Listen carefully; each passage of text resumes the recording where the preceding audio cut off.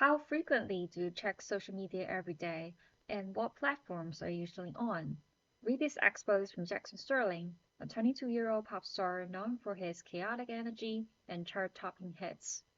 This is a fictional expo created by Gemini 3 Pro Image, but you may be familiar with how Jax uses informal language, including emojis and memes, to express his everyday political concerns about a recent ban on electric scooters in a downtown area by the city council.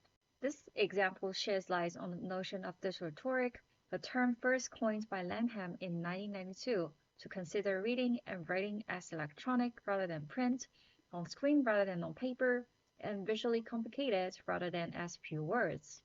As rhetoricians have established over the past 3 decades, digital rhetoric pertains to at least six key aspects: pervasiveness, materiality, visuality, multimodality, inner working, and vernacular culture. First, pervasiveness. Digital communication is so pervasive today that it has become the default mode of writing and turning in essays for college students. Digital technologies don't necessarily jeopardize or salvage languages.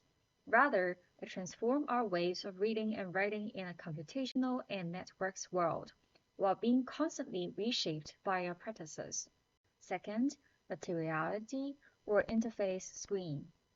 Just like pre-culture emerged with specific material conditions, various technological advances enable digital rhetoric. Theorists are fascinated by the electronic interface that mediates our corporeal existence and the virtual world. As we send and receive real-time responses, feel the vibes of the world through trending topics, and shift the train of life triggered by push alerts, the small screens of our personal devices become the embodied, immersive condition in which we experience digital rhetoric. Third, visuality.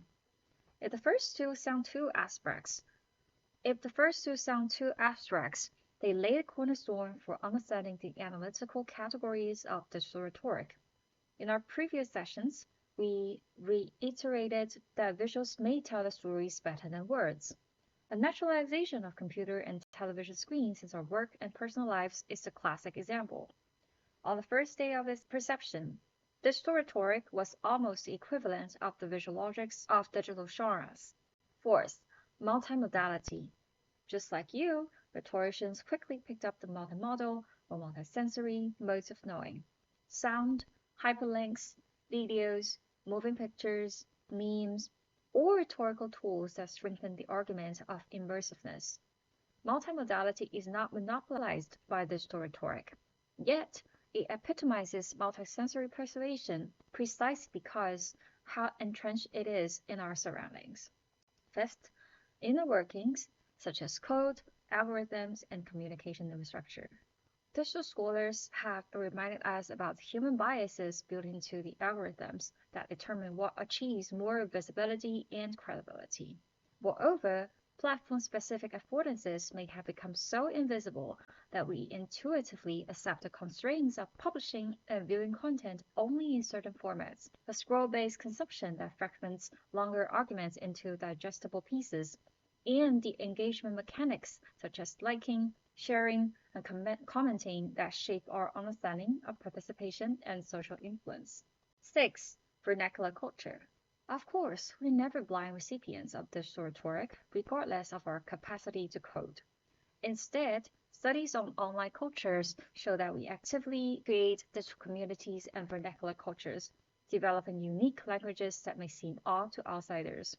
At the same time, just like visual rhetoric is mediated by visual literacy, knowing about digital rhetoric raises questions about digital literacy, which depends on a person's financial, cultural, and educational background, highlighting issues of inequality. These aspects connect to our common assignment, which requires you to examine the digital rhetoric of a social media post. On one hand, most of rhetorical analysis we've learned before remain applicable in these new contexts. Back to Jack's post. The way it's put together and the image used still shows certain exigencies, audiences, and constraints while also expressing specific types of credibility, emotional appeal, and logical arguments. At the same time, note the 2.4 million views displayed in this picture.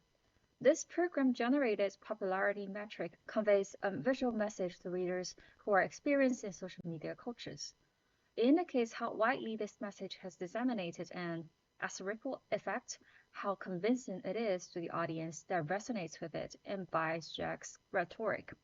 It's possible then this post ended up much more socially influential than a 100-page report on the same issue.